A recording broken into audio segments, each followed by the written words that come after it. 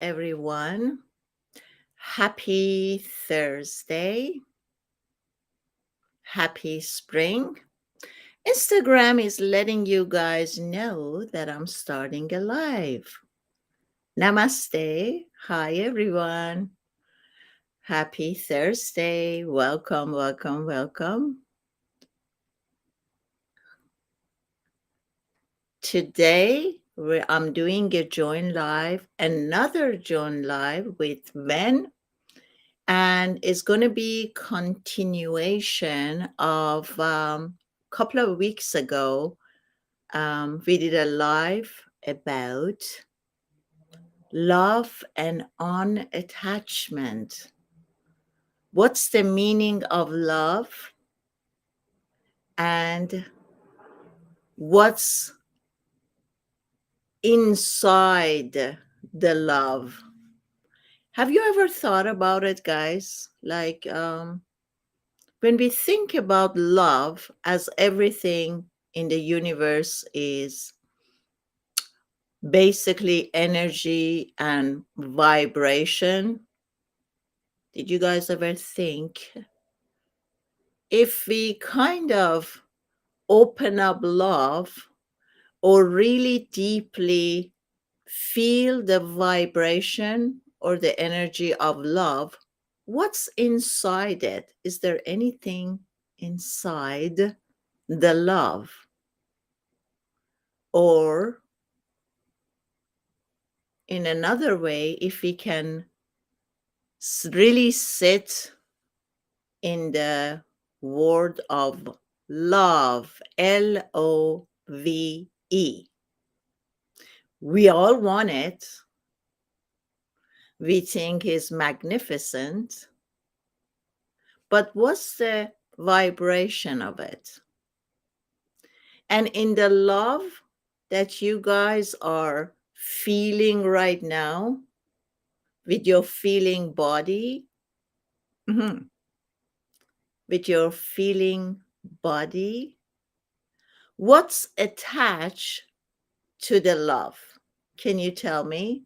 What do you think is attached to love?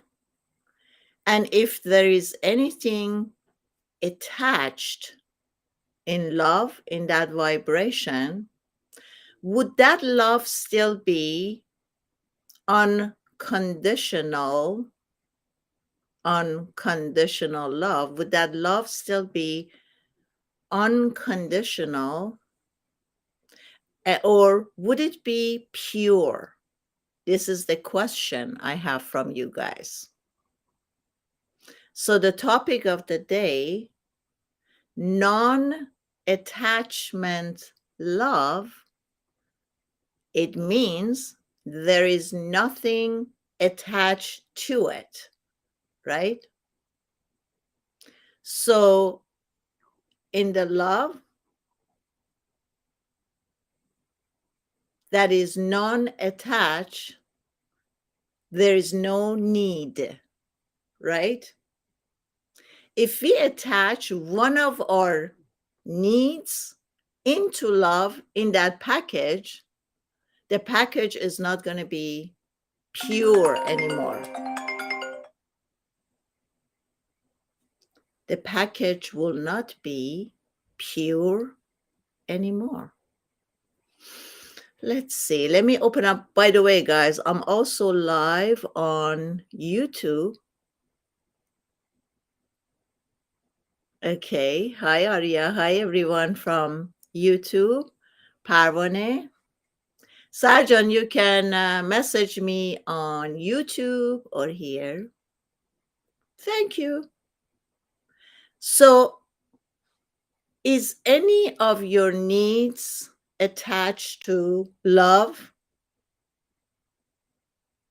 Oh my God. Okay. Let me leave and come back again. Don't go anywhere.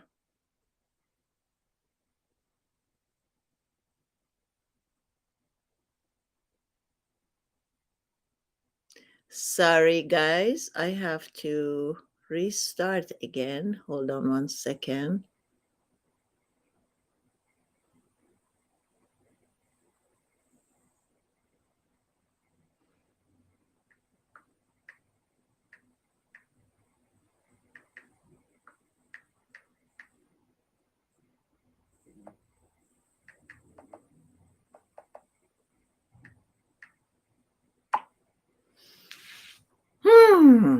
I have to join with Ven also from YouTube, and I do not see him.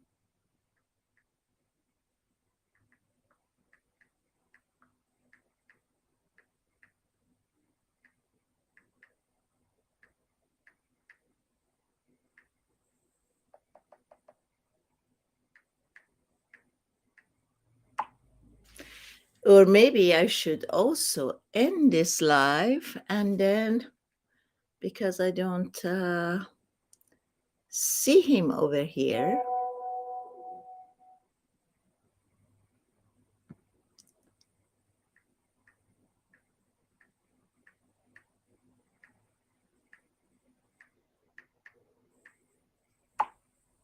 Okay, so I'm going to get on Instagram again.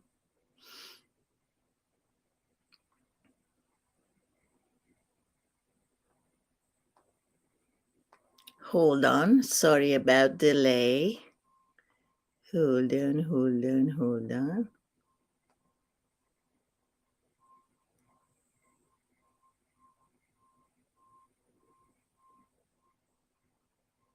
Sorry about that, guys. I'm going to be starting the live again. Non-attachment love. So we're going to give a few minutes for everyone else to join again.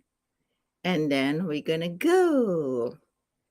Hi, Marul. Hi, Essie. Hi, everyone. Welcome. Yes, I had an unannounced, there is Van. Let me get Van here. There we go. Okay, Van, I accepted your request. I think since Van is living in Miami.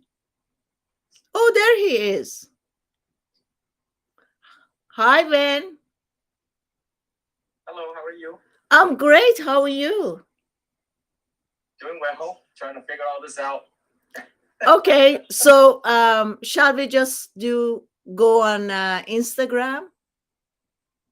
Yeah, the restream is still spinning. It's still spinning. It won't let me. It's just spinning. It's okay. Circles and circles. It's okay. I don't know why. No problem. That's coming. No problem. So let's. Hi, Cyrus. Welcome. So let's just do Instagram, and then we can also upload the Instagram on YouTube. How about that? Oh, that's awesome. Wow. Okay, so let's go for it. So before you were able to join me, I was talking a little bit about love and what's attached to love and da da da. But before we get started, Van, what's happening in Florida? Oh, well, today it just so happened is a 20% chance rain, so I'm not sure if that's affecting the connection. Okay. But nothing much really happening here. It's the same old. Still teaching my Discord class, and now here with you. Okay, beautiful. Yes, sure. Okay, so I'm just going to do a starting at this point, and then you can dive in. I was asking everyone, and for everyone who has just joined us, how do you see love? Love. And what do you think it's in the energy on when we look at love and the vibration of love? Yes, Sarjan, I am, honey. You can just check that out. You don't need to ask me. When we're looking at the energy of love, the vibration, is there anything except love? It's inside this vibration. And I'm inviting all of you right now to be very grounded and just think about love and see the feeling that arises. And when you see and feel the love, ask yourself, is there anything else connected to love? And of course, we're going to talk a little bit today about unconditional love, because unconditional love is another misunderstanding. I was talking to a client of mine the other day, and she said, I was listening to you about unconditional love, and I realized that I don't really feel love. And how could I have unconditional love when I'm not feeling it? And with all those people that I have issues, my mother, my brother, my sister, family, blah, blah, blah, and I'm no longer talking to them, I was trying to send them love. Then I realized that I can't. It's extremely difficult. And I don't have the love or experiencing the love to be giving it away to someone else. So why don't I just save whatever I have for myself? Anyhow, so if we think of love as liberation or freedom, then there is nothing attached to it. It can't be anything attached to love. Then it's not going to be pure anymore. And of course, it's not going to be unconditional. So how many needs are connected to this love? I love you because you're doing this and this for me. I love you because you're such a good even the good stuff. I love you because you're such a good listener. I love you because you're so grounded. I love you because this is another misconception. I love you because when I'm with you, you make me feel whole and complete. I love you because you're making me feel whole and complete. And to me, even that, when I'm loving another human being, is nothing is attached to that because they're doing all this thing for me, or because they're always there for me. Because the minute we're adding because, it's not pure love anymore. It becomes conditional. So when would you like to dive in on this topic a little bit more? All right. So previously, this is part two of love, and I let you steer the conversation, and so it was a big topic last time, and I knew that we were not going to be able to cover it all, and we're giving general recommendation, advice, and discussion on the topic. And today I wanted to give love a second part. I wanted to give love a second chance. Which deserve it, really. Yes. And so I wanted to read to people. I've been studying love. Apparently, it's documented here that I have been studying love since 2013, and maybe even earlier than that. Mm-hmm. Maybe earlier than that. But I sent myself an email from the ZUR Institute, ZUR Institute. This guy is a psychologist. And when I was doing my research on love, I wanted to know what it was and what are the basics in love. And so I just wanted, to kind of read off a couple of things from an academic standpoint. Because people you're right. People mistaken love and unconditional love, and they mistaken, that they don't even know who they are. Nonetheless, that subject of love. So when I'm screening people, a lot of relationship issues out there, by the way. When I'm screening people and I ask them, I ask them to define a lot of things. And the design of my question is to see how reflective they have been towards themselves, if they've ever had a conversation with themselves in the first place, to start off with. And to ask them, what does spirituality mean for you? Why are you on this path? How did we get to where we are now? And a lot of people can't. They're stuck. It seemed like this is the first time that they are exposed to such a question. So when it comes to basics in love 101, we look at self-knowledge, a journey of self-exploration, to know and understand yourself, to strive to be conscious of your thoughts, feelings, and behavior, to identify and reflect your state of mind, your motives and desires, your hopes and disappointments, to acquire the skill of watching your thoughts, to practice the discipline of self-awareness. So to acquire the skills of watch your thoughts, that would be meditation. That would be congruent and consistent with what Buddhism teaches people to do.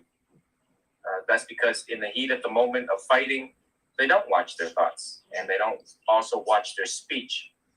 And when you're fighting and you're in love, words can be daggers, words can be swords.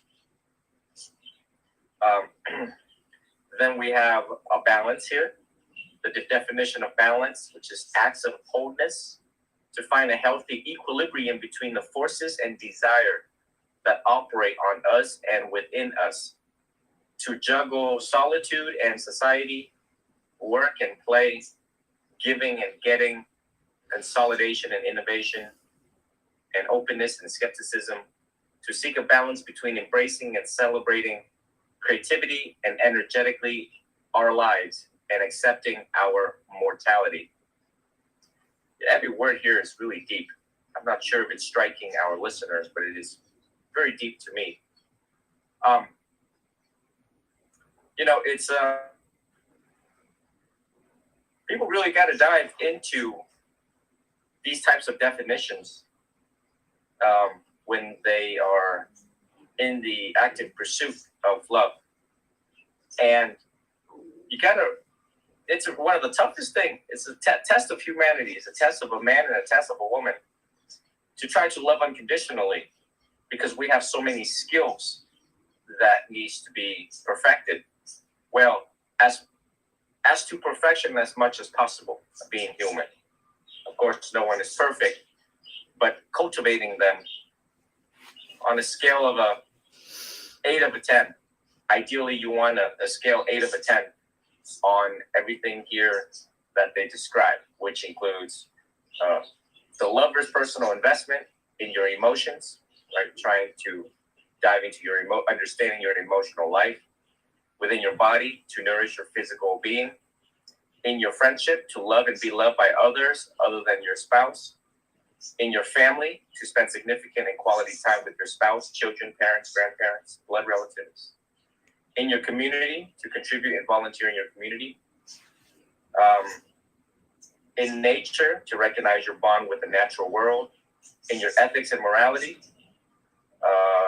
to wrestle the moral questions and integrity in the home, especially if you have kids, in your aesthetics to explore and appreciate beauty,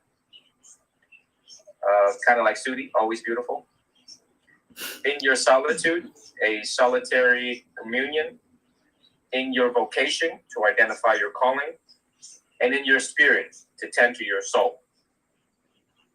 So, the other day someone asked me this question. They said, does a Buddha get bored? It's like, what? What do you mean get bored? I mean, I get all sorts of questions. Yep. And everyone I would hope that most of our listeners have been in love, is in love now. And one must ask, do you ever get bored when you're in love? Do you ever get bored with your partner? You ever get bored with yourself?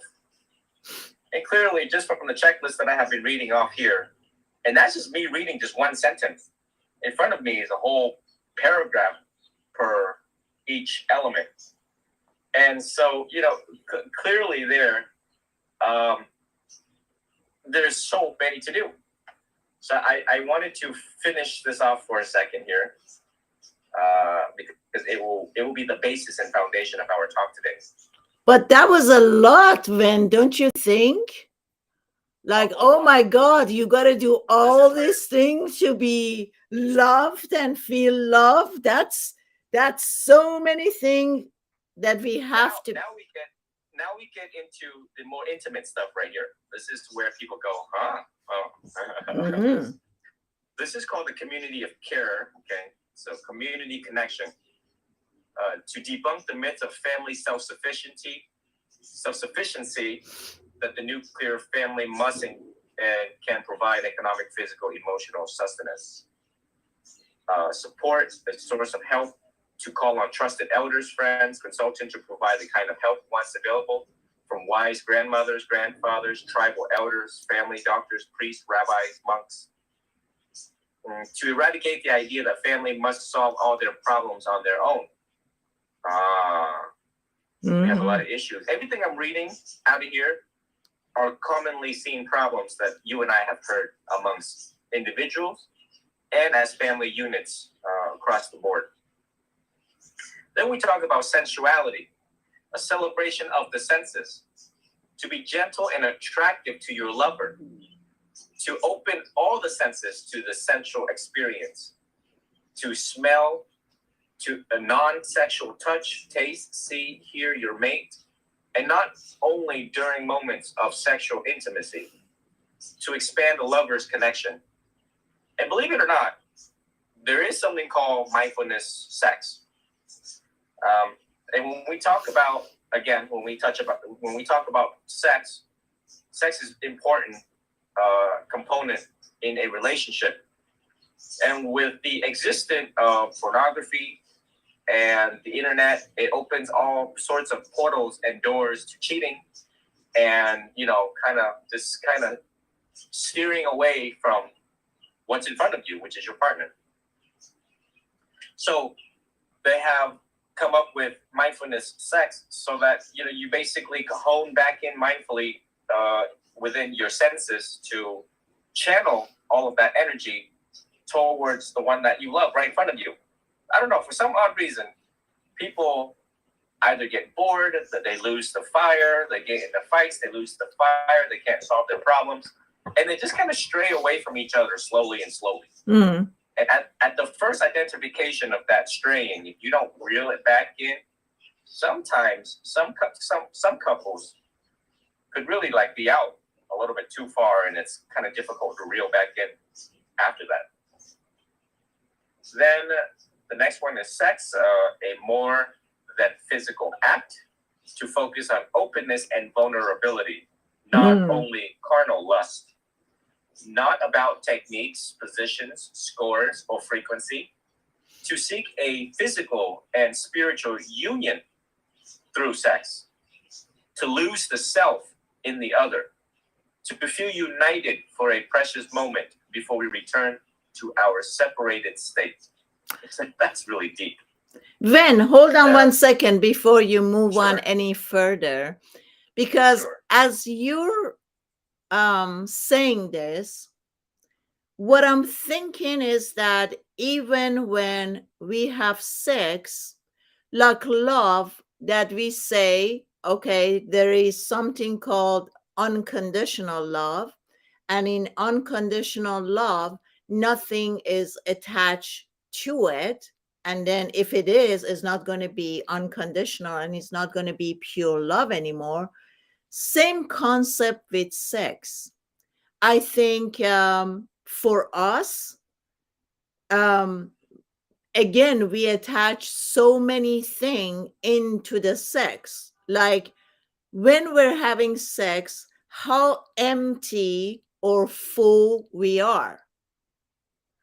If we're having sex and I'm thinking what you did last year and what you did like yesterday and what you said to me and all of the past, all of the hurting, whether it's verbally, physically, emotionally, when we carry all this stuff and we don't really release ourselves from them, I'm feeling even when we're having sex, we are so full of what happened this morning, what happened yesterday, and then 5 years ago, or the length of the time that you're in a relationship with someone. So, in that fullness that we're carrying everything, and all the past miscommunication, and the fact that you brought up something else is one of the reason I see in my sessions with couples that they're separated so much from one another because of not being, as you said, one of the things that you said, being vulnerable. And I just had this conversation with someone a couple of nights ago, and he said to me, he said, it's really scary to be vulnerable. And I had that before. I experienced that before many years ago. That I always thought being vulnerable means being weak, and you don't cry, and you don't show your sensitivity, you don't show when you're hurt, you don't show when you don't like something. Therefore, until the meaning will change for us, that being vulnerable is being strong, it's a trait of strength, and we can really open up ourselves to one another. And that communication, I mean, so often people start arguing over something that they think is a mutual argument, but is not, because either partner has their own translation of what the other person said or did or whatever. And I'm giving you an example. A couple of days ago, I was talking to someone, and the thing was like, she asked, how many hours were you away? And his translation was, what, are you keeping tap on me right now? But what she was actually thinking was that, what time did I get up, and how many hours I have been engaged with my daily activity, and I've been working. But he picked it up as, what is it? What do I have to tell you? How many hours I have been away? Are you keeping tap on me? Where she was thinking, like, she was counting how many hours she has been working, right? So because we have all this miscommunication, we don't really understand one another. And when we get into an argument, it never occurs to us at that moment of heated argument to step back and say, let's see here, are we talking about the same thing? This is what I'm thinking, or this is where I'm coming from. Where are you coming from? And if we would do that, and I know is really hard, because once we really engage with this heated fighting and argument, where is the awareness to show up, and for me to catch myself that, oh my God, I'm not being aware here, what is going on, so the awareness is like, is out, and we are into this deep conversation. So, what I'm saying is, how about if we tell ourselves that no matter what conversation we have with who is the loved one, is a partner, or anybody else in that matter, to be mindful enough during that argument to see if we are speaking the same language, if we are on the same page, if we really understand where the other person is coming from. So basically, when we don't do that, there is a lot of miscommunication, and there are a lot of argument has been going on. Now we're going to have sex, and I'm carrying all that with me. So what I'm saying right now is that when you're having sex, how empty or full are you? Before you have sex, maybe like delay it for a few minutes and say, sorry, I'll get back with you. Maybe 1 minute or 2 minutes to become really aware. How empty am I? Did that argument that we had yesterday or 2 days ago, did we really work on that? Did we really resolve it? Is it really clear? And if you find out that you really have a lot of, you're full of it, you're full of so many things, then somehow or somewhere, maybe having sex in that moment, because we also, some of us use sex as a tool to rebound and remove the feeling bad. We want to use sex as a substitute in order for us to remove whatever we didn't resolve, and it's not going to work. So basically, when you're having sex, ask yourself this question. This is a key question. How empty or full am I from whatever discussion, conversation, whatever we had? And once you go empty, then you can really feel every moment, because a lot of people, they're um, during the sex even, you come to yourself or you catch yourself and see that you were not fully present or engaged. Your mind started, the thinking machine start taking you away, and then you come back again, the awareness goes away, the awareness comes back, and you're like, oh my god, is that what you were doing? I was thinking about something else. I wasn't here, or I wasn't fully present. So that's the difference. And I just wanted to add this to it because, like you said, there are so many key points. There were so many important things, when that you said, that is like each topic could be a topic of itself to talk about it hours and hours. So let's go. So, when we talk about vulnerability, the most simplest way to talk about that, the simplest way to come to that vulnerable state is when people feel safe. When people feel safe, they will feel, okay, well, it's safe to be vulnerable with my partner. And what does that mean? That means is that, of course, both sides of the table will, it's courting, right? It's courting, it's the dance. It's the initial dance. And, beginning or the middle of the dance, they will feel a certain way. They will watch and they will see how you behave. They will get some insight. They have their ways of getting insight into the person. And the best thing is that, once you've done your homework on yourself, then just be you and be true. There's nothing to conceal. And even if you concealed it, it's going to show one day. According to research, 3 months, 6 months, and so on. And the Buddha has said that 3 things cannot be hidden: the moon, the sun, and the truth. And so a lot of people go great lengths at concealing things about themselves.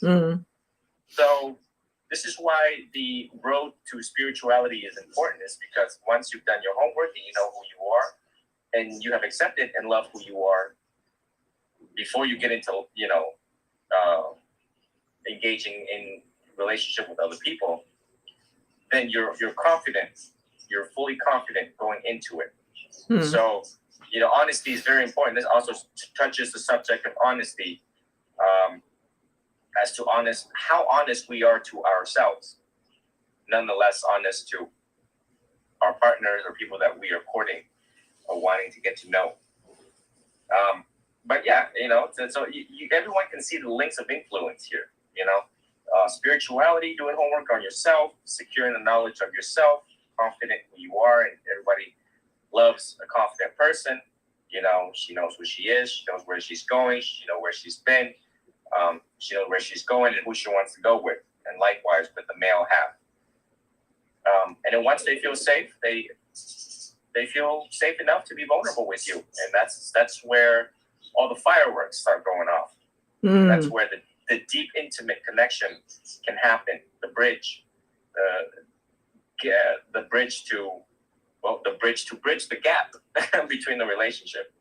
Sometimes we lay next to people, or we sit and we feel so distant from them. They're right there in front of us. We feel so distant. Yeah. And that's because there's lack of intimacy, and there's lack of vulnerability, and lack of deep understanding. When there are a couple, it's all about. Yeah. Sorry, go ahead. Go ahead. And Buddhism is all about deep understanding, because with deep understanding, compassion arises and acceptance, and you no longer get angry because you now fully understand where the other person is coming from. So you would respond differently rather than react. And I also wanted to add here, see, oftentimes in our relationships, we're holding back a lot of information. And it's the partner, the way the partner is translating. Like, oftentimes I know men do this more than women, that when there is an argument, or when there is a hurt or something, because they're somehow, I want to say, you can correct me if I'm wrong, but somehow I want to say, like, when it comes to emotions, women are a little bit stronger or tougher with emotions. Men, on the other hand, I think we always don't really get to know men. We think that they're are the one who are harder or tougher, or their container is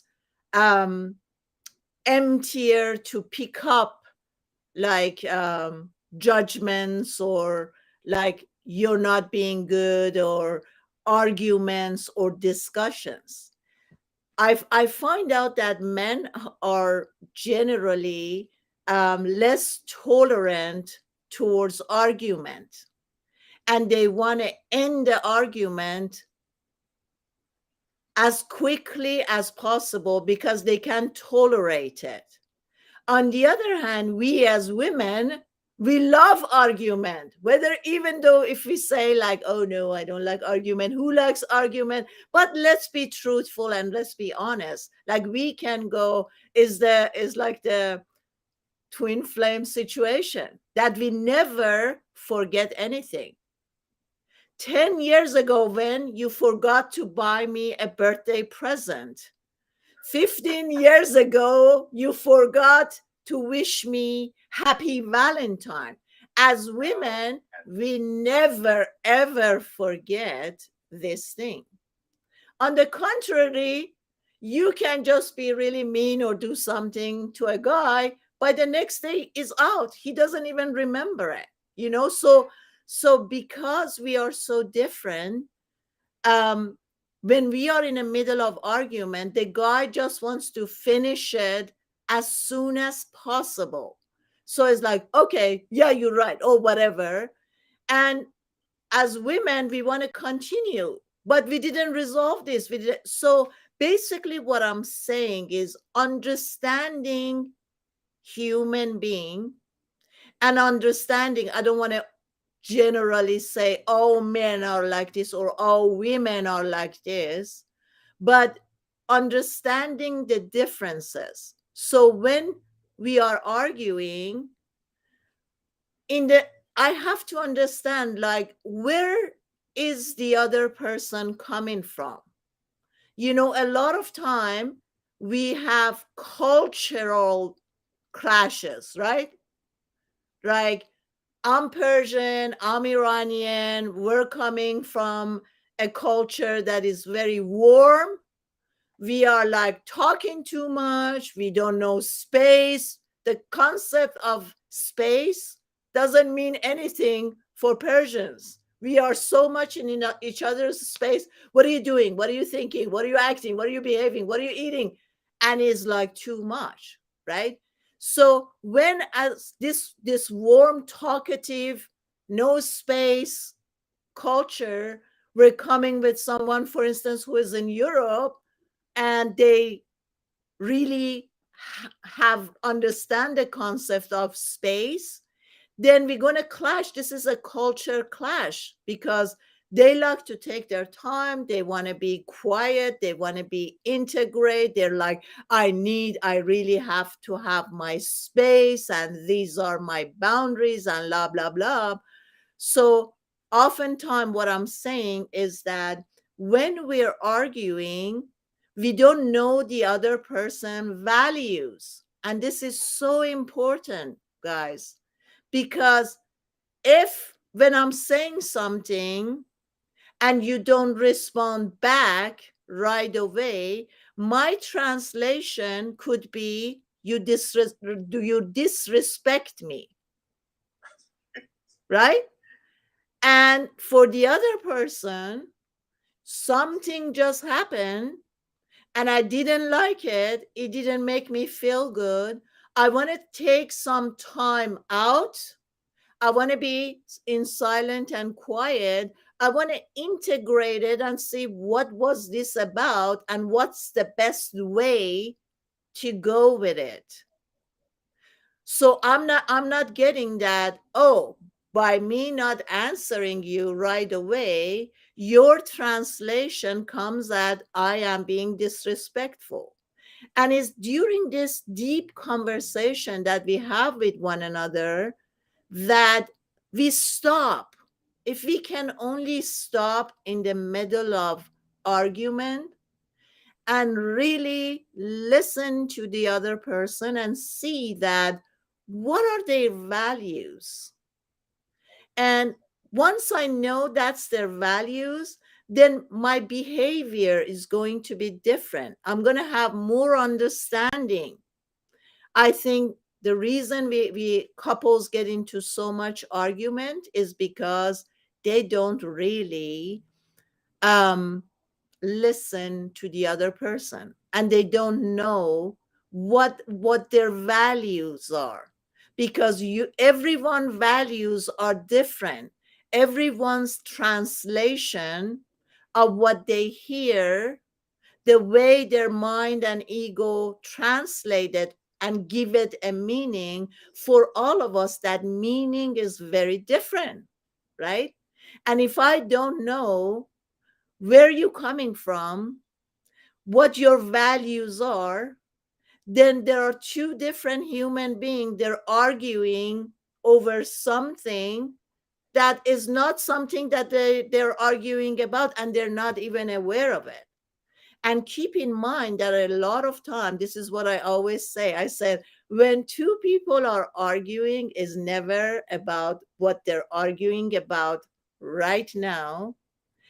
Is, stay with me, guys, see if this resonate. It's about two children, because I think we never grow up really. We always stay the 5-year-old, the 7-year-old.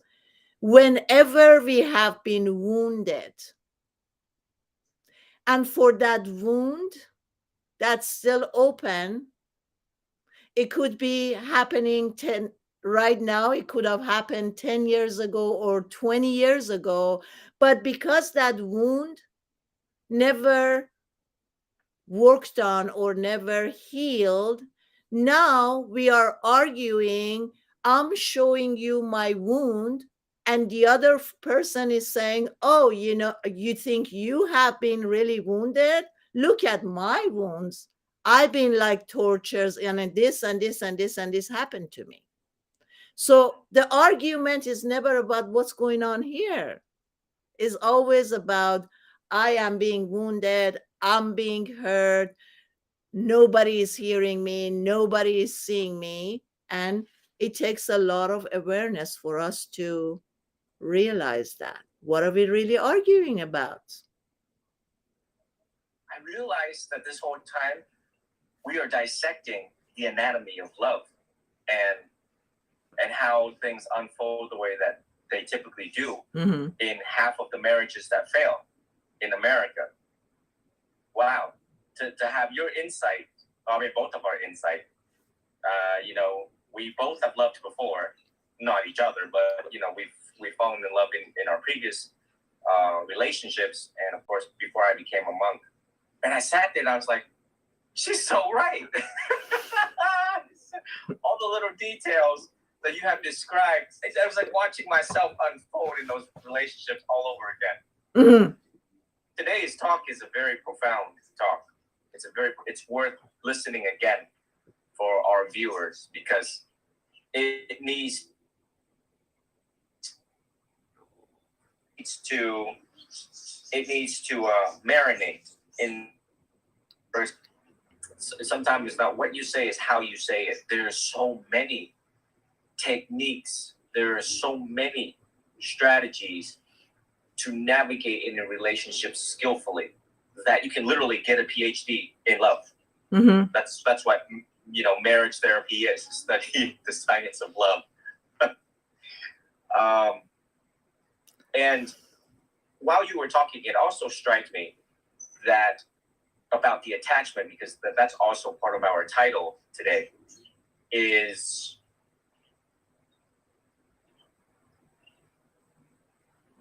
when people conceal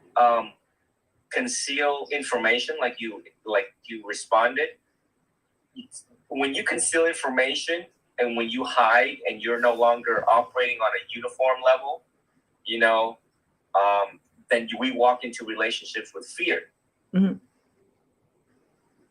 And attachment has everything to do with fear, because we fear that the other person will leave us. So therefore we do all sorts of things, and try to attach on to try to control all the factors so that we don't lose what we have just found based on fear. And so the honesty towards oneself is really important. And the cultivation of confidence is really important, because you don't want to walk into a relationship already ambivalent, already ambiguous about the nature of this relationship, how it's going to unfold, and have all of these fear. If it's fear driven, the success of that relationship is going to be, the prognosis of that's going to be very guarded. So, and of course, love is also letting go of fear. Mm-hmm. One of the definitions of love is also letting go of fear. But here's the deal, Ven, before you move on. In a way, we say that we really want to have a deep connection with another human being. But even though we're fearing that I might lose this person, and like you said, I'm going to do everything to hold on to this relationship, codependency. I'm going to do everything to hold on to this relationship. But what I want you guys to be aware of, on the contrary, we're doing a lot of self-sabotage. Are you guys aware of that? That in one hand, in my less than 5%, in my conscious mind, I really want to hold on to this person, because if this person leaves, I'm going to be even lonelier. The loneliness that I have felt all my life. And by bringing this character, this partner, that I was assuming this character or this partner will fill up that void within me, or that emptiness. And now that I'm involved with this character, I'm seeing that I'm still feeling lonely. There is so much miscommunication is going on, but still the pain of being lonely is a lot more. It's so much more hurtful if this person leaves me. Rejection. Oh my God, none of us like to be rejected. So the other person is saying, listen, I don't think we're compatible. I don't think we understand one another. And we are like, no, no, no, you're wrong. You're wrong. We can make this happen. We're going to make it happen in less than 5% conscious. But we're not aware. It takes a lot of awareness to see more than 95% is happening in our subconscious mind. So in the subconscious mind has its own agenda. While consciously I thinking I'm doing everything to save this marriage, subconsciously I'm acting and behaving totally self-sabotaging the relationship, and I'm not aware, and I'm all confused now. What the heck is happening? I'm doing all this thing. We think by doing more for the other person we're going to keep them in a relationship, so I start doing more. I wash the dishes, honey. I take the dog for a walk. You don't have to do that. I even do the laundry. Look what a nice meal I cooked for you. We think by doing more stuff when the base of the relationship is misunderstanding, is hurting one another with our words, with our actions. We really don't know when to get in, when to pull back. Everything is out of whack. And then we want to save this relationship. So, what I say right now is first thing to do in this situation, in any situation that we are romantically involved with someone and we desperately want to hold on to this relationship, the first thing is the awareness. Why loneliness? Why feeling empty? Where is that void coming from? And how do I overcome that feeling of emptiness, the feeling of void? That's the first step. Because if you and I spend enough time to know that we are whole and we are complete, I know by theory, we all know it. Of course, I'm whole and complete. Of course, I'm the oneness with the whole universe, right? We all say that, but do we really understand what it means? Do we really feel that we are one with everything? If we felt that way, then we wouldn't be feeling lonely. We wouldn't experiencing this void, this emptiness. And then we wouldn't take action to choose a character, for this character to come to do the work for me, the work that I was supposed to do on my own, and I didn't spend the time to do it. Now I want another character outside myself to come and fill up this void, get rid of this loneliness. And Ven is a teacher on that. Ven is saying all the teachings that's going on is saying that don't try to fix things over here. Go to the root of the problem, see what it is, and then work on loneliness.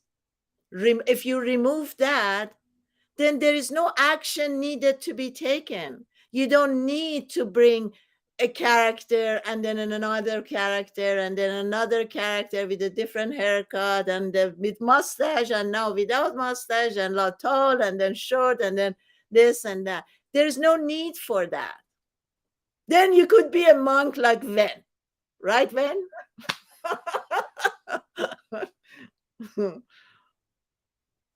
So I just wanted to read off some of these, and then we can take some questions afterwards. Okay. Our viewers and listeners, I think, people who are listening are probably struggling right now with romance, relationships, love. And it's good to have some of these reminders especially from an academic standpoint. As you and I speak about our experiential standpoint, it's good to also remind our listeners what are some of the definitions that constitute. Now we talk about romance. It's about 6-7 items here I want to read off. And I just wanted to memorialize everything here in this talk because I realize it's really important and people can go back for future reference in case they ever to uh, uh, you know, are in doubt or need reminders again. A lover's gift. So for attention through candles, poems, flowers, dates, cards, gifts, and longing gazes.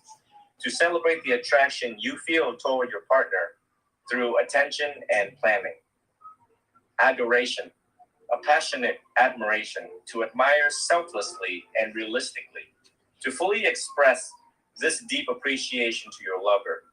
It is the feeling of being lucky to be in your lover's presence. Sympathy, an ability to resonate, to tune in, or spontaneously respond to your partner, to vibrate in harmony like two strings on a guitar. Now you see why I like this article, right? Desire, a fire of passion, to yearn, hunger or crave for connection, to long for union, to fall in love is to burn the fire of desire, to stay in love is to attend and rekindle the fire as years roll by. And then some of the, let me find storytelling, a gift from the past, to relate the tales of the day, to gather around the dinner table and share your triumph and failures of the day and to retell old stories, hopefully better each time. Co-creation, an expression of creativity, creative unity, to celebrate the fertility and growth which evolves from your union, the children, but also the dreams, the home, the journey, the crisis, the gardens that you make together, to grow together in ways you would never have been able to grow alone. Devotion, a selfless dedication to show ardent and selfless attention to the other, to continually replenish the cup of commitment and offer it to your lover. Sacrifice, a willingness to suffer for the sake of your mate, to be ready to give up your happiness to ensure your lovers, to offer yourself without resentment or expectation of anything in return. Bliss is a blessing to transcend individual joy in moments of mutual ecstasy and serenity. And finally, the last is compassion, a loving instinct to instantaneously feel for your lover's pain and suffering, to feel without necessarily knowing or understanding the source of your partner's distress, to be open-hearted and let your compassionate love flow. Beautiful. Wow. It's That's really so deep. much to take in, man. It is. You can literally meditate on each one. Yeah. Each day. You can take one and meditate it each day. Because like I said, humans, we just simply forget. I think you have dealt with probably hundreds and thousands of individuals that go through talking to you. And I've dealt with hundreds and thousands of individuals in divorce courts. And, it's so really sad when it gets to that point because we ponder in our mind, we go through the checklist, don't we? As teachers, we go through the checklist and we're like, I wonder where they went south in this relationship, and you start checking off the list to make sense of it. But yeah, let me see if it's okay with Sudi, if we can open up for questions here. Right? Of course. Our listeners. Of course. So let me read some questions from someone is saying, I believe it's saunas, that I don't like sex. And what is that all about, Van? The person does not like sex? Mm-hmm. She doesn't like sex. So we want to probably... Oh, I'm not sure if you wanted to approach that. Or you want me to answer that? Doesn't matter. You can answer it, and then I dive into it. Go ahead. So typically, all right. So we humans, that's one of the biological, physical needs that we need. Um, Intimacy, belongingness, and that may include sex. Um, Now, typically, when a person does not like sex, we have to first and foremost rule out any organic causes. Organic causes. So that means probably consulting with a family physician, and subsequently, because the viewer is a female, an OBGYN specialist, to see if there's any organic causes that's causing pain during the intercourse. If there is no organic causes from a medical standpoint, then we also want to investigate any bad experiences with sex before. That may include trauma. I don't know. It's 2022, and a lot of people like to experiment and try things, and it depends on when your first sexual encounter was with or who, and how did it unfold. Again, the anatomy of that encounter will give us a lot of insight into, why is it unattractive now to make love with someone, and vice versa. Again, this is a very important component within a human when you are, and it could adversely affect the quality of that relationship if sex is absent and not present. But, I approach this from a medical model and from a trauma standpoint. There's a lot of reasons why a person does not like sex. And also it has to do with the personality, temperament, attitude, and the way how they see things too. Well, when I got it, as I was going to start talking about it, she just wrote that I don't have good experiences and I've been raped as a child.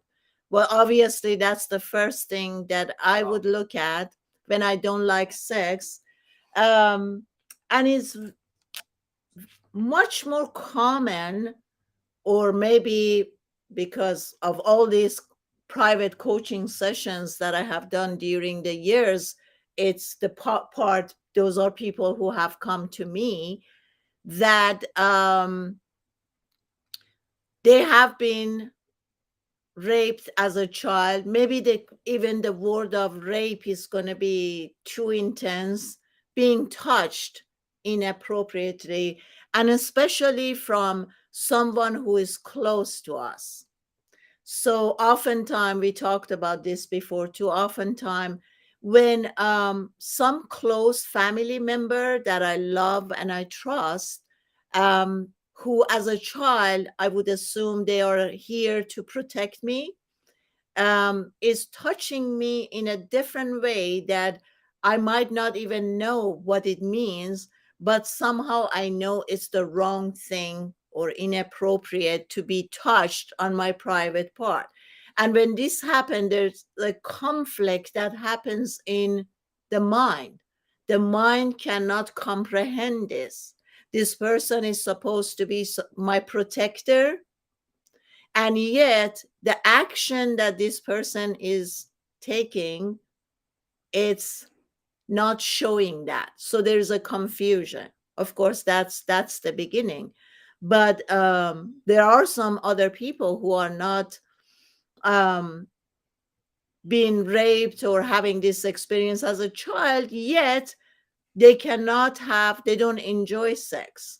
And like Ben said, a lot of it could be psychological. A lot of people are really, because we connect so many things to sex, and many of those things that we connect to sex are inaccurate, but we don't know that, you know. So because of that, I mean, one of the samples that I can give you is religion based. I mean, oftentimes, um, if you are if you've been raised with a family who are very religious, and they have made something wrong with sex or inappropriate or even ugly or shameful, I have noticed there are so much shame attached to sex, especially for women. So much shame and guilt is attached to having sex. So if my upbringing has been in a family who have been very religious, and they told me it's bad, the sex is bad, and if you do this, it's going to be this, and God is not going to like it, and you're going to end up in I don't know, hell or whatever. If that's my upbringing, therefore I'm not going to be having a good feeling about sex. And then one should ask themselves where and how shame and guilt got connected to sex. Because if you're shameful, you're not going to be present. Whatever you bring from your past, from your childhood, from your upbringing, from your culture, from your beliefs, whatever you attach to sex, right here, like I said, is not empty again. So I'm going to repeat myself what I said at the beginning. When you're having sex, sit with yourself before that and become really mindful. Bring the awareness. Let the awareness shine on this and see the action of sex. Are you empty? If you are, how empty are you? And if you notice that you're full of shame and guilt and it's wrong and it's bad, and if you realize that all these energies, negative energies, are here and you're full of it, you have to empty out yourself. You have to get help. You have to learn how to release all this, remove the old. Because to me, the way I look at sex is something sacred, purity, harmony, emerging with another person heartfully, coming from the heart, empty from the past, empty from the old relationship, empty from everything. This is a sacred thing. This is beautiful. This is divine. The feminine and masculine divine are merging into one another and is creating this beauty of being sexual and giving yourself out to another person. And by giving yourself to another person and this dance of the divine, this merging that is taking place, you both are coming from an empty place. And in order for me to fully give out myself, I have to feel safe. Do I feel safe with the other person? I have to really feel safe to fully trust to give out myself. Welcome back, Ben. Okay, let's dive into the next question. How to move? I'm not sure what happened there. We're not sure either, but you disappeared and you appeared again. Okay, let's respond to Christy. I pinned her question. How to move on from someone you used to love but still be best friends?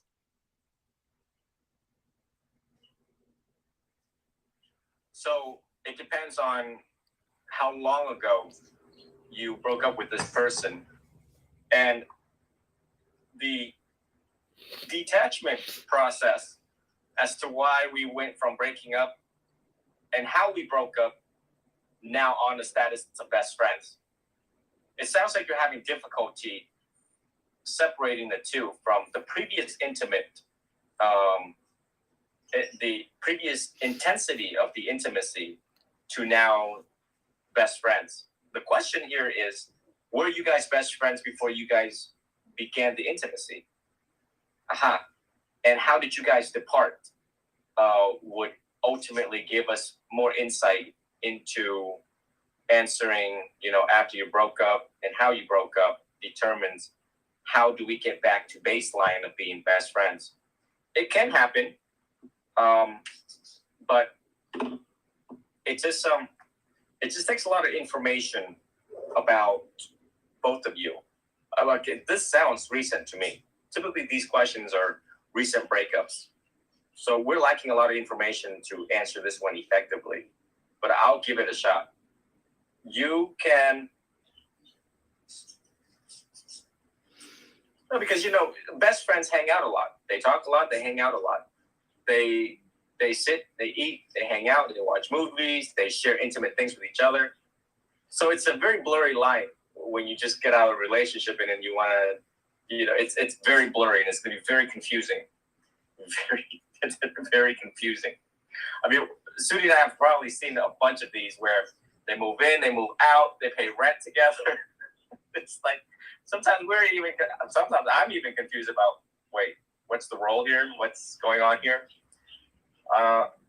So it's pretty much how you make it and how well you guys communicate will help both sides resolve that dance that you guys just got out of. Mm-hmm. Right? I mean, because if someone cheated on someone, it's going to be really tough to try to, because there's a desire here. There's a desire component here. And what do we know about desire in Buddhism? Well, desire causes suffering, especially extreme desires. And somebody wants to be best friends here. But we're lacking information as to why do we still want to be best friends and how did we break up. So, Sudi, you want to give it a shot on this one? Sure. Yeah, and she responded back, by the way. She said, we were best friends before, and it's on a good term. So here's the deal, dear. I would say, this is my theory. I always say, if you bring awareness, which is an energy vibration, if you bring the awareness on any issue, that issue will dissolve in awareness. On the contrary, lack of awareness creates issues. So at this moment, you need to come to awareness. However, you find the awareness, how you can put yourself, however you get yourself into this state of grounding and being aware, fully aware at this moment. Once you do that, you realize that in life, when we look at the earth, the life, we see that everything has its own seasons. The spring leads to summer, the summer leads to fall. Everything is changing constantly. Whether we are aware of these changes and movement or not, but everything is constantly changing, right? So you know that there is a season when you're have someone, your best friend with someone. Then there is a season that you guys got involved and you got romantically involved. And now there is another season that romantic relationship, whatever that partnership, is no longer serving any of you guys. Because when I go into a relationship, the type of relationship is changing. It changes form. When you and I are best friend, being best friend is one form of energy. When we're moving into a romantic relationship, there's a different form. Things are always changing forms, right? So now I realize that when I was best friend with this person, there were some lessons. Maybe we were soulmates, and then we had this soulmate relationship that we were taking the same class as I don't know, maths, and we're working on it. We're helping each other to pass this class. But then it changed form and it became romantic. So maybe my soulmate relationship changed into twin flame, where the lessons were more intense in a way, right? And we went through this and we played the role of teacher and student.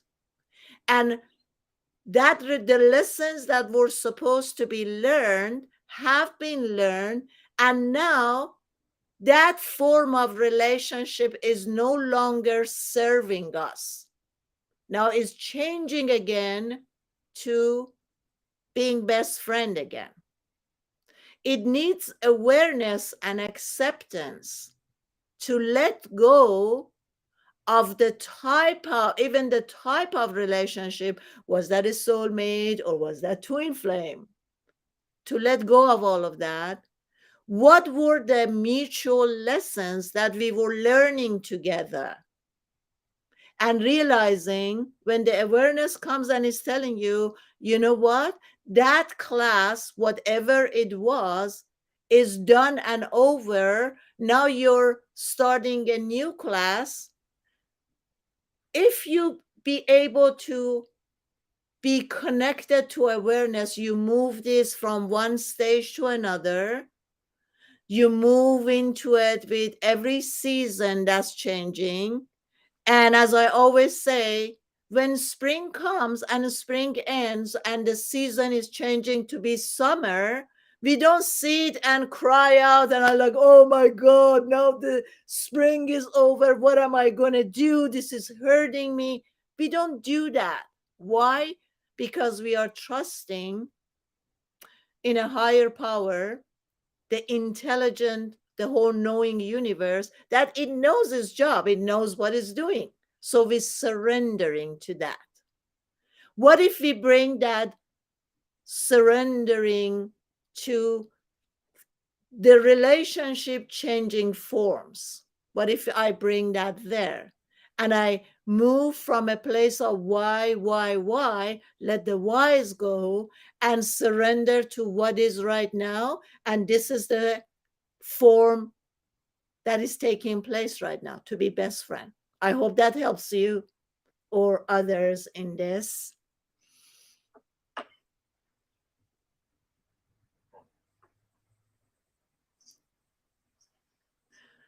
Then there's another question.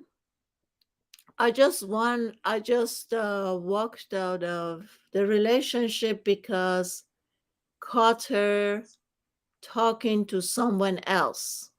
How I overcome this? Is that your issue, Ven? Is that also your issue? Can you repeat that? Yeah. One more time?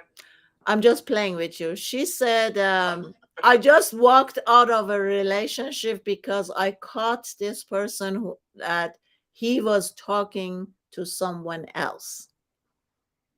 How could I overcome this? Well, we want to look at how we contributed to the downfall of this relationship first and foremost. Because unless he's super crazy, where he just did this out of the blue without, or without anything happening in the relationship, it wasn't like, everything was all perfect, fine, and dandy, and then he started talking to someone else. Typically, when they start cheating, right? And the word cheating doesn't mean that you have to actually physically have sex with someone. There's all sorts of ways people cheat. They can cheat psychologically, they can cheat emotionally, right? And so when he started to wander off away, one needs to find out what. First, we always look at ourselves and how we contributed to the downfall of that. And with that information, you re-look at your blueprint. You re-look at how you're doing things, because all those elements that I read earlier, I'm pretty sure there's missing elements in there. Somebody did not follow through that checklist as much as they possibly can. Mm-hmm. Not asking you guys to be perfect, but there's missing a lot of elements where they're seeking outwards for something that is missing in the relationships, the Yep. ingredients, right? It's missing a key component ingredient in there. So it's simple. We know that when you jump into a relationship, it's very risky. And part of that risk is that not everyone lasts forever. They're subject to change, and rarely are they under your control. So learning to let go of that, accepting that would be the first step. Accepting how you contributed is the second step. And then work on those skills that I gave earlier, and then so that the next time if you want to go back into a relationship down the foreseeable future, you can do so from a intelligence standpoint, more intelligently, more mindfully. And again, school don't teach us how to love, so therefore a lot of people fall up and down, and the road is a little bumpy for them, a little thorny, more thorns and less roses. So that's why you have Sudi and myself to give you these expert level recommendations and advice. But I'll yield the microphone back over to Sudi to give your take on this, Sudi. Thank you, love. By the way, welcome everybody. The topic of the day is non-attachment love. Non-attachment love. Okay, so I'm gonna pick up from here. They also added that she is married with this guy and they have kids together. So okay, if I caught my partner talking to someone else, um like I said, and like Ven said, I wouldn't be looking on the surface that here I caught my husband after 7 years of marriage and having kids together. I caught my husband chatting with someone else. Now, the question will be, I would leave the husband, the character who is playing the role of the husband in your life right now, I would put him aside and I'm going to come to myself. Where am I standing with myself? How secure do I feel with myself? And I often say, all of us as human, we kind of came to planet Earth with 4 different apps. It's self-love or lack of self-love. Just think about it. From 0 to 10. 0, I have absolutely no self-love. I am my biggest enemy. I'm self-sabotaging constantly, or loving myself. 10. What number would you give yourself? And don't get fooled by, often when I talk about this with people, generally there are like, I love myself. I'm like, what number would you give yourself? 7. How did you come up with 7?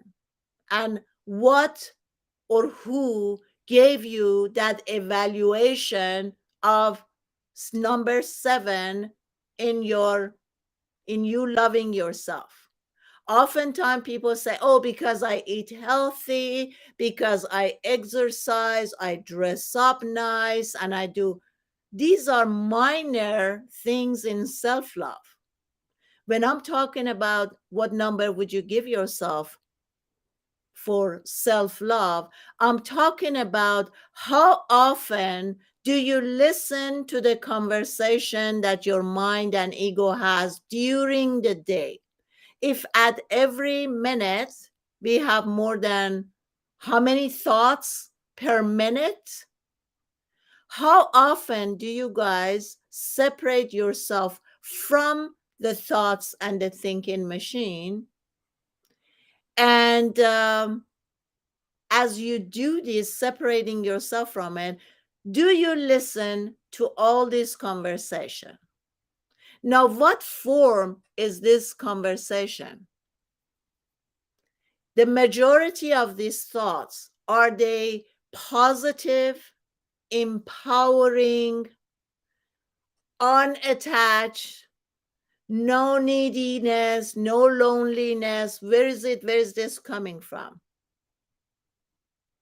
How often do you listen to this conversation and see how much self-hatred, how much of it is I can't accept myself, how much of it is I can't forgive myself and I can't forgive others for what they have done?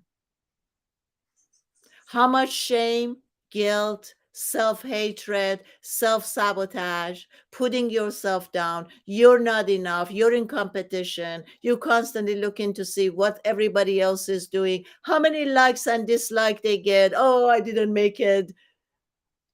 This is what I mean by self-love.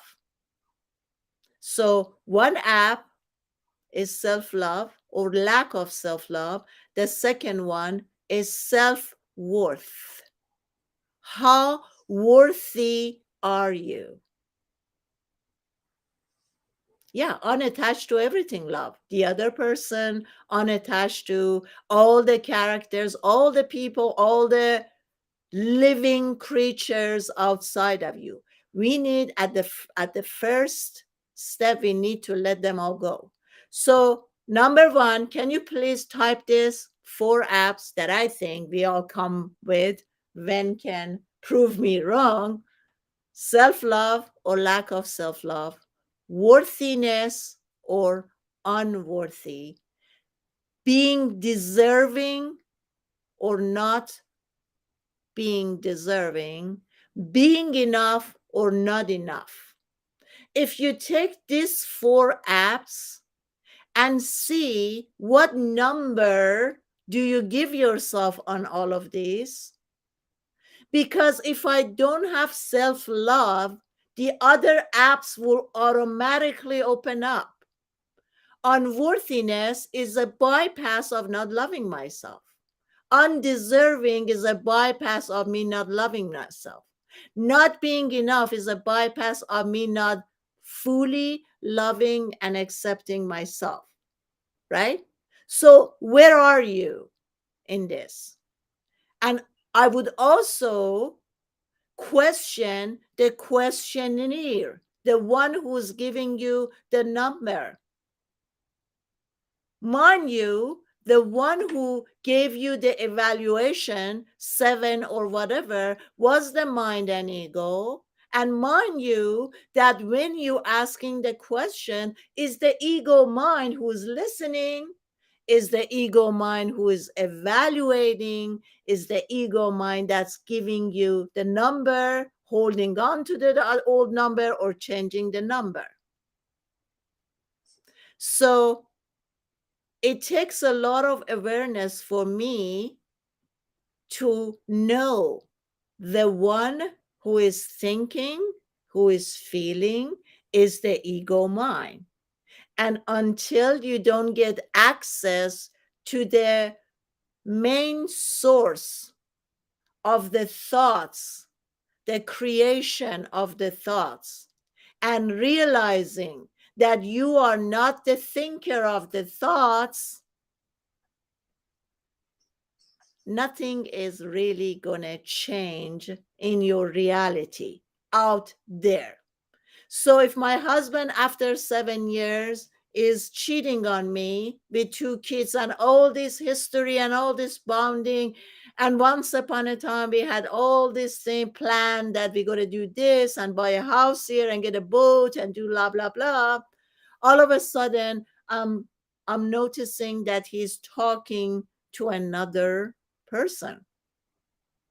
So come back to your self-love. It's always self-love. We always return to love. Love, as we all know, is the highest vibration. So come back to love and see how much have you loved and accept yourself.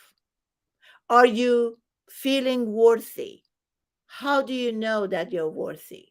The one who's telling you that yes, you're worthy or you're unworthy, who is that? Question the one who is telling you that you're worthy or unworthy. I always say, because many of you know that I'm also a shaman, and in shamanism, we believe that the reality out there is only a movie. As the Buddhism says, Maya. When can collaborate on this more? Maya, illusion. You can never change anything out there. As you watch the movie is already being made. The movie is done. Somebody has already written it, directed it, cast it, had the perfect actors and actresses for this movie. It's all done and finished. If you realize that the movie is playing and all you have to do is to just watch the movie, enjoy it, don't get involved, don't have the need to act in it, then all your problems are resolved. Be here now, fully present, this moment, every moment. Look at it out there. It's a movie. What is it showing? What do I like? Why don't I like? And when I come to that realization, at some point I realize that, you know what? The movie is already made. Why don't I just sit back, enjoy the movie? And once in a while, you feel like, okay, the movie that you're watching is a thriller movie, is so much violence in it, and you don't like it, change the movie. Not the characters, change the movie. Oftentimes, because we don't get it that our reality is only an illusion, we want to, instead of changing, understanding that we have a choice, at every second, I'm choosing. At every second, I have this ability to choose. Do I choose love or do I choose hate? Every second, whether you know it or you don't know it, the ego mind is choosing for you. Isn't it a good time now for you to come to a higher consciousness and realize that you can change, you can have access to the thinking machine, you can change the thoughts to your liking?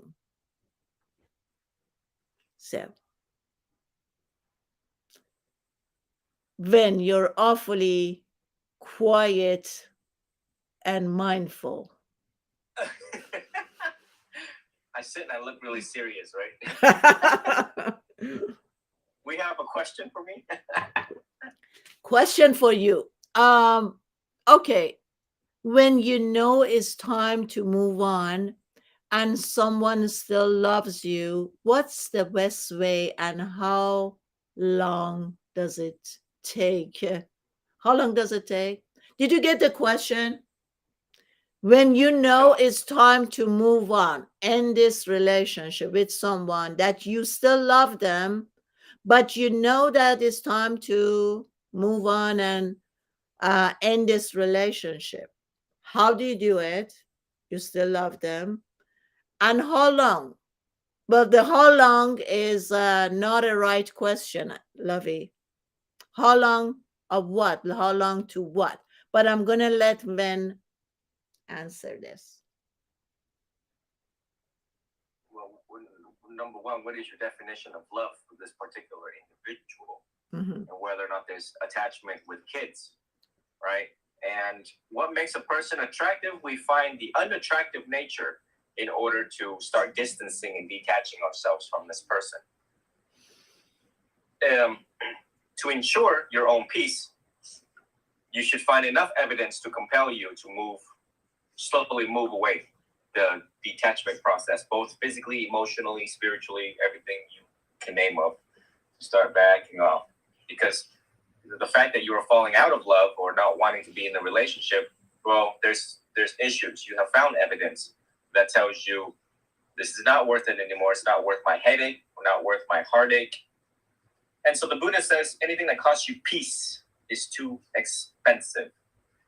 And so, Then, if you stay in it, you have to understand that what is it going to cost you being in a toxic relationship? Because that's what's going on here, right? It's toxic. That's why we want to move away from it. But we still have attachment. And you have to investigate that attachment. What is that attachment? Sometimes people misuse the word love for attachment. That's why the first thing I asked was, what is your definition of love for this individual? What is their remaining residual? What is their remaining residue? What is there any remainders that is still left with this individual that compel you to use the word love? That I still love this individual, but yet it's time for me to go. If it's time for you to go, go. Simple. If you're stuck in between, that means there are financial attachments, there are physical attachments. Maybe sex is so great you don't want to leave. Too good to stay, too bad to leave, or too bad to stay, too good to leave. Whatever the quote is. Kids, right? If there's kids involved, then it's hard to leave because now you have to share parental responsibility and rights. You have to share time sharing issues regarding to court. So this is a very broad question, and I would invite you to dive a little bit deeper into the details of this particular relationship. But I don't know, the way how I think is different from the way how everyone else thinks, because once I have come to conclusion, the findings of facts and conclusion of elemental constitution of my own peace, I'm done. There is no more attachments. It's, if sex is that great where you have to linger around, well, girl, it is not worth it. A lot of things are not worth the headache and the heartache because it can cause you all sorts of health problems down the road. So health is the greatest wealth. Mm-hmm. Well, I would say to that, I mean, it was completely accurate what you said, Ven. But I would add to that, is there any way that I can hold on to love and let go of the relationship? Because right now, I feel that I'm in love with this person. We have gone through the lessons, whatever we had to learn, we have learned it, or on the contrary, we haven't learned it. It's still a lot of issues, but we don't know how to fix these issues. So we have decided to split up. But I still love this person. When it comes to me right now, take this as an invitation. Could I be at this moment, could I be realizing that whatever role as a student and teacher we played off one another has taken its course? I can hold on to love and let that relationship to go, to pass that exam, to remove that exam, and maybe somehow knowing that in my Akashic record or in my soul storyline, there is another teacher who's going to be able to help me pass this exam better. Could this be a possibility? That I come to an understanding, okay, till now, I was taking geography classes, and this character, as my partner, we were playing student teacher, and somehow we weren't able to contain all the information that we were supposed to take or learn from one another. But somehow now the time has come that this teacher will not be the best teacher for me to go through the rest of this lesson, and it's time for me to change the teacher, but I can still love, hold on to love. Is it possible for us to love from a distance? Or do we always have to love someone when they're right here? Love, as we started, we say love is a vibration. Love is freedom, liberation. That's the way I look at love, right? So if love is freedom and I love this person, but he's no longer going to be the best teacher for me to learn this lesson and to continue, am I willing to hold on to love and still love this person from a distance, but let go of the teacher and know that there is a better teacher to show up? I'm going to pin this question, when, and you're going to read it. Can you see the question that I pinned? May I ask a question? May I ask, where is an appropriate place to meet someone, hopefully, who shares similar values, particularly other Buddhists? Oh, my screen is weird. Okay. Appropriate to meet someone. All right, well, where you look for love is usually determined the love that you find. So you meet him at a club, you can only imagine. Yeah, it's tough.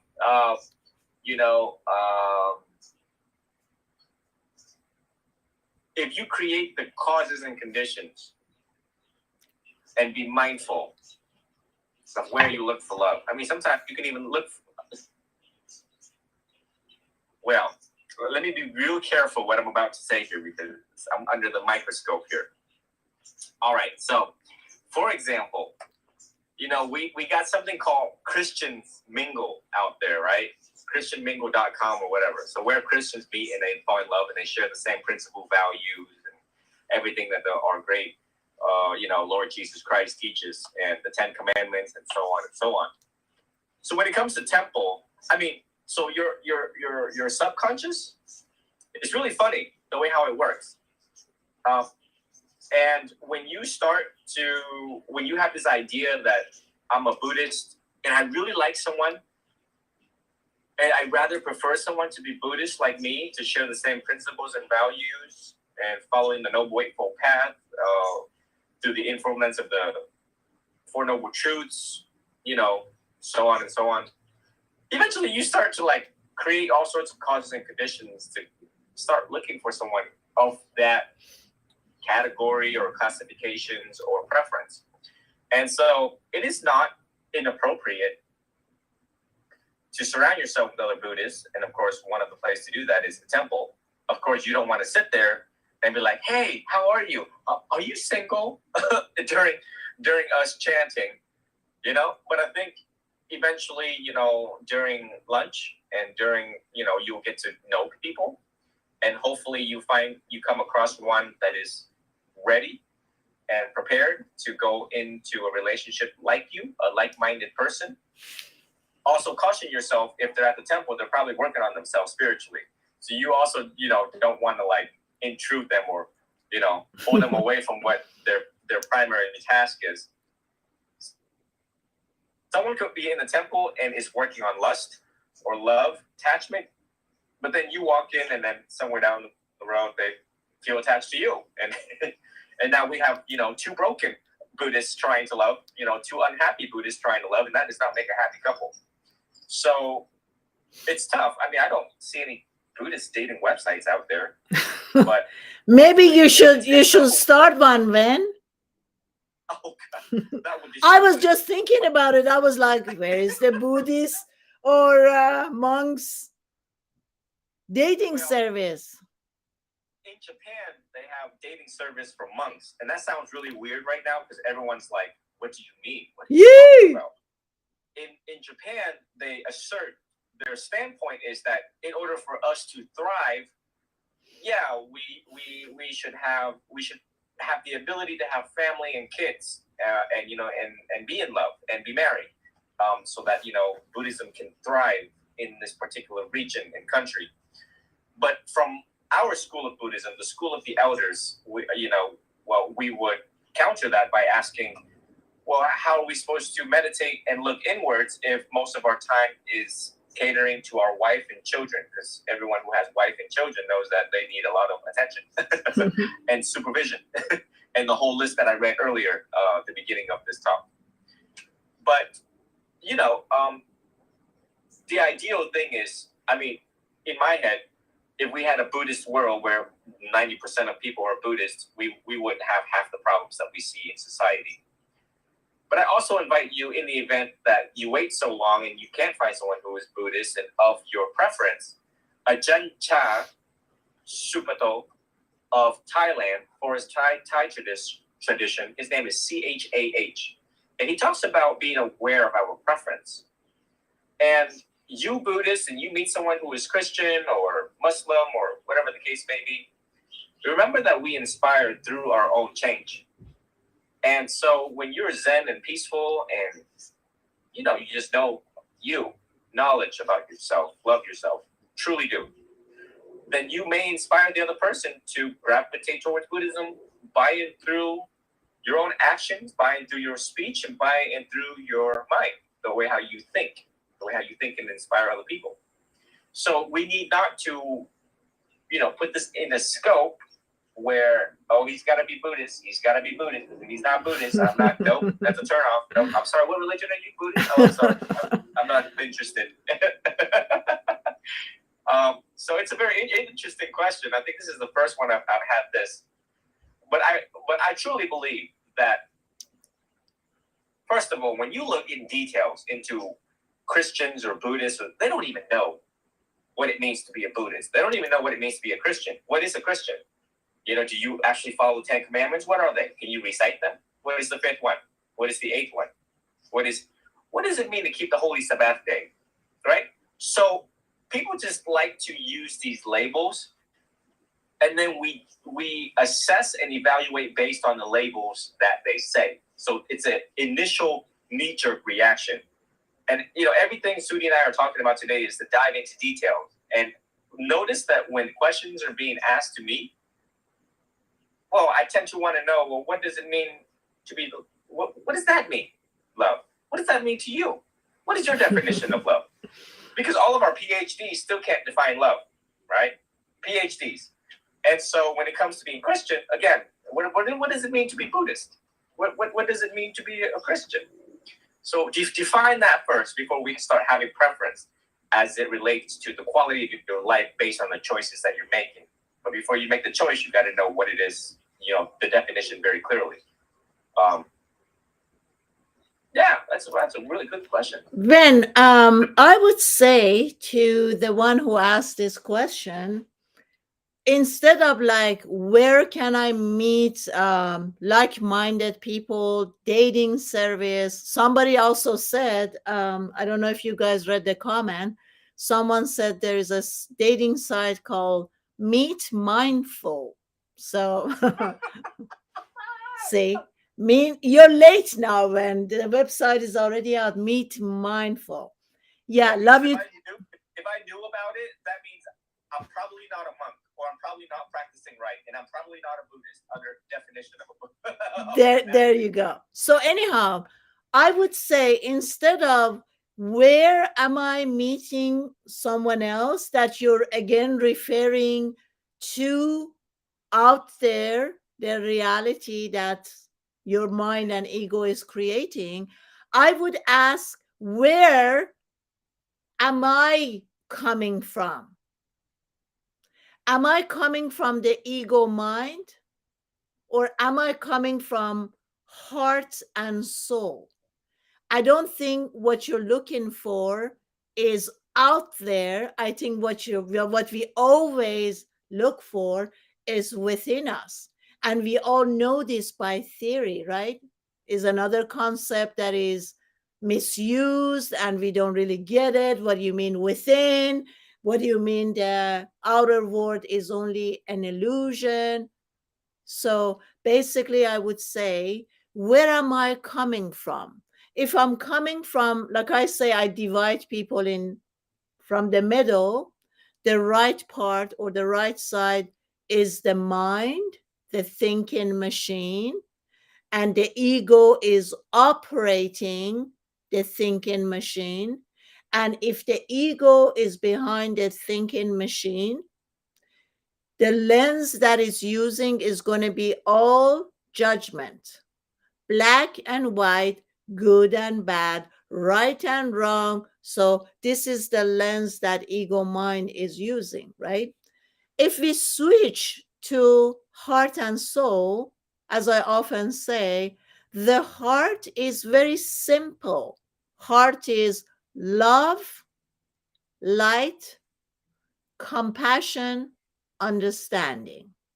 And your soul is behind this camera and this lens. So obviously, you can see it's not about where outside what dating app am I going to find like-minded people. I think you should ask yourself, which part am I coming from? If I'm coming from heart and soul, everybody is right partner out there. Everybody is like-minded, because the essence of heart and soul is love, understanding, compassion. There's no right or wrong. There's no a bad person or a good person. There is not even the concept of like-minded. What do I have to be with people who are like-minded? Isn't that again for my ego mind to feel better, because now you're not going to irritate me as much because I'm coming from my, ego mind. You're not going to irritate me. So when you say I'm going to be looking, what app am I, dating app am I going to look for like-minded people? Come to yourself and realize that is your ego mind again thinking, if I'm really compatible with this person, if we come from the same place, like-minded, the relationship is going to be easier for me. Is that what you want? Easy? I mean, isn't every relationship a learning?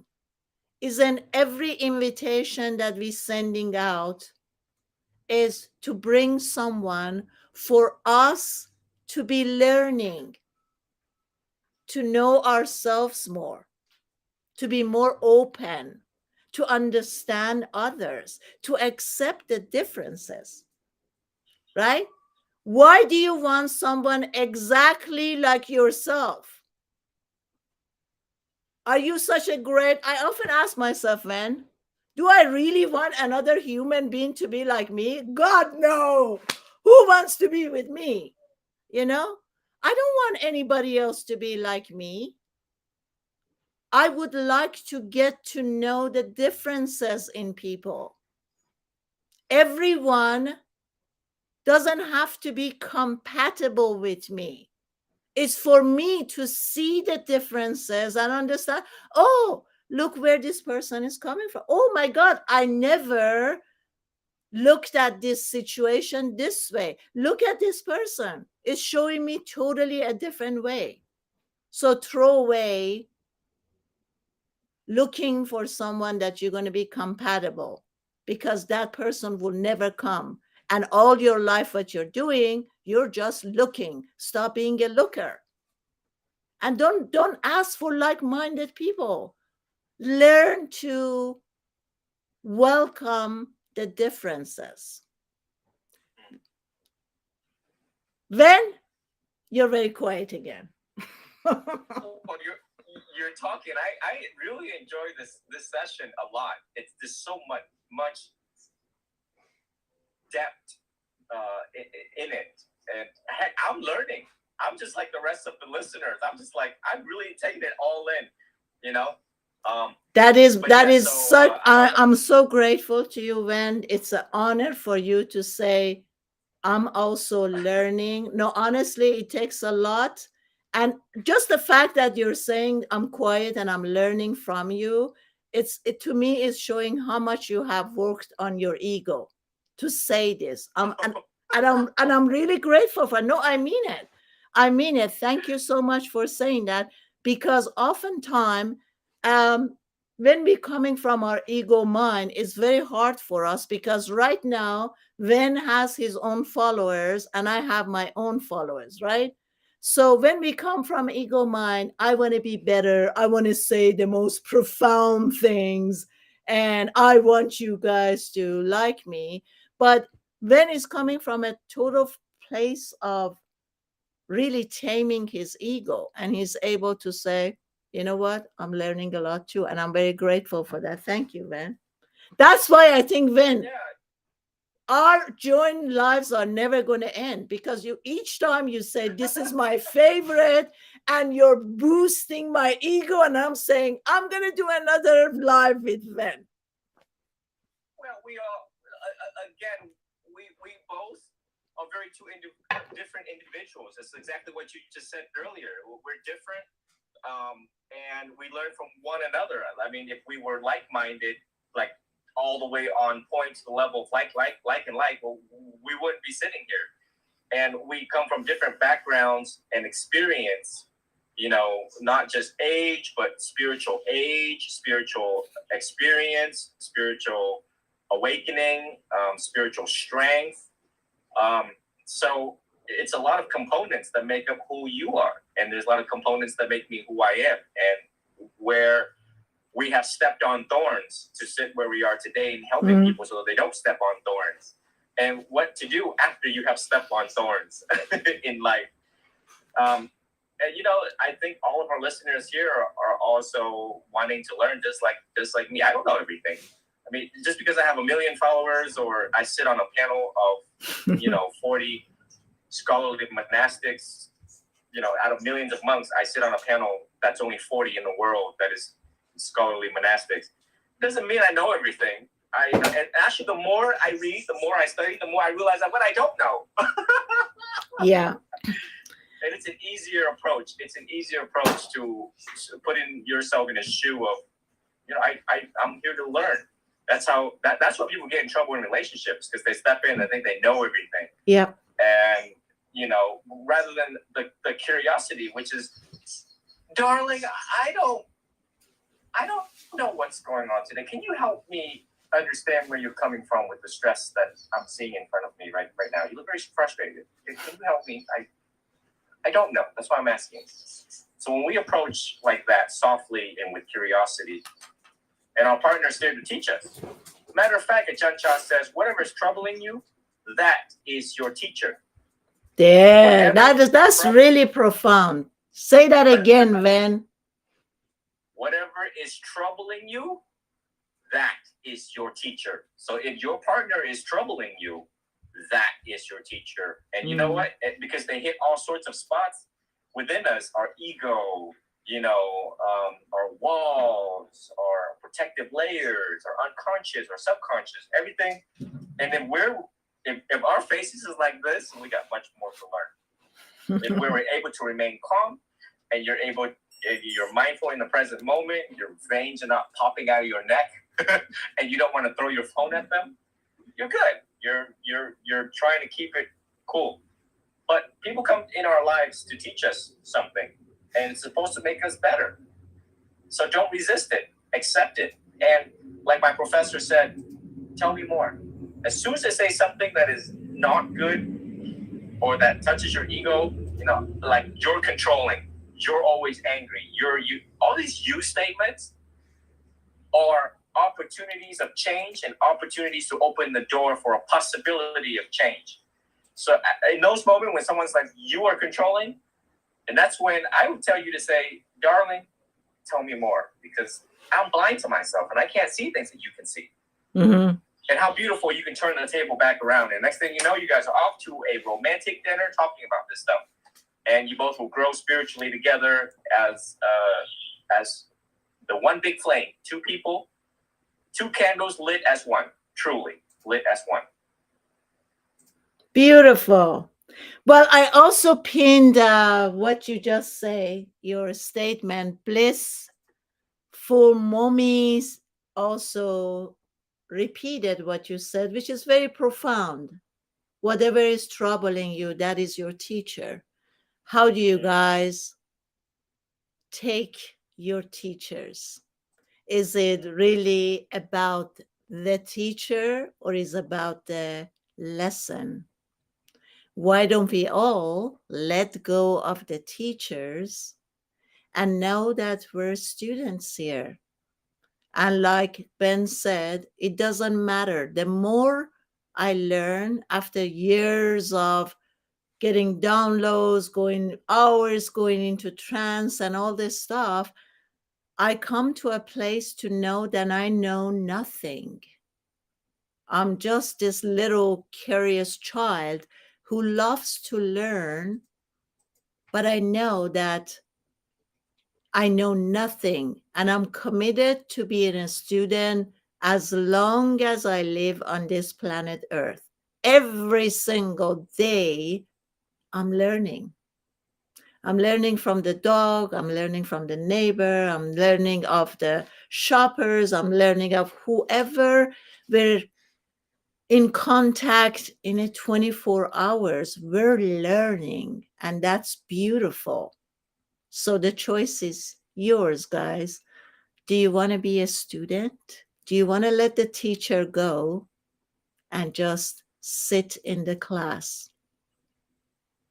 It's all a choice. And remember, always, you're always choosing.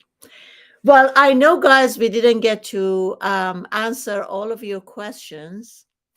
Some people are saying that we need translation in Farsi. We have to do that, man. My English lives should be translated in Farsi, and we haven't done that yet. Anyhow, sorry if we couldn't respond to your questions.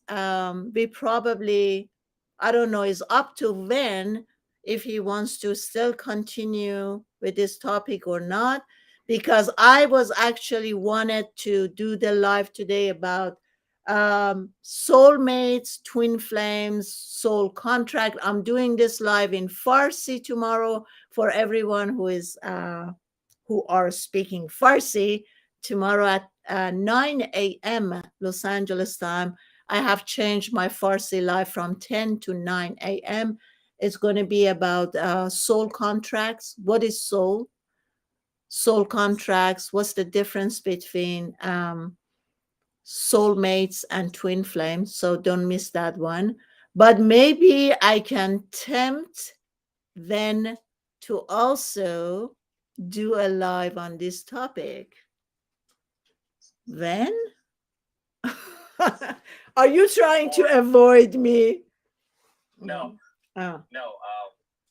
So we're reconvening the topic for next Thursday, right? So what you just. Are you okay with the topic? I was just kidding. I don't want to force it on you. But yeah, there are so many people who ask questions and we didn't get to respond back. So maybe we can continue it. It's just that I promised somebody else to do a join live next week. Maybe I can postpone that live to another week and then we continue on this to finish. Hmm? Okay, well, it's up to you. I can wait. I think when it's better that we finish this topic. So let's do next Thursday to finish this up and try to answer as many questions as we can, and then I can do the join live the following week with her. How about that? On the subject of love? Yeah, everybody is saying go with the topic. Go with the topic. Okay. Yeah. On the subject of love, it will never end. I know, and I'm sure you have much more to teach us, man. So let's do next Thursday. Okay, beautiful. Thank you so much, Van. It's always a pleasure to do a join live with you. And thank you, everyone, for being here. Don't forget my followers to follow Van on his social media. And Van's follower, you can follow me if you wish. And we'll see you guys next Thursday. Yes, yes, follow Sudi. Because Sudi is my teacher today, and I learned so much from her. Thank you so much, Ben. Love you. Take care, everyone. Thank you. See you next week. Happy Thanksgiving is over. What do we have as holidays? Spring vacation. I was thinking so many people are out of town now because the Persian New Year start, March 21st. And so many people are sending me pictures or videos. They're out of town. I got confused. What holiday is it? Anyway, spring vacation. See you guys next Thursday. Thank you for following. Bye bye now. Bye bye, everyone. Bye, Ben. Okay, goodbye, everyone. See you guys.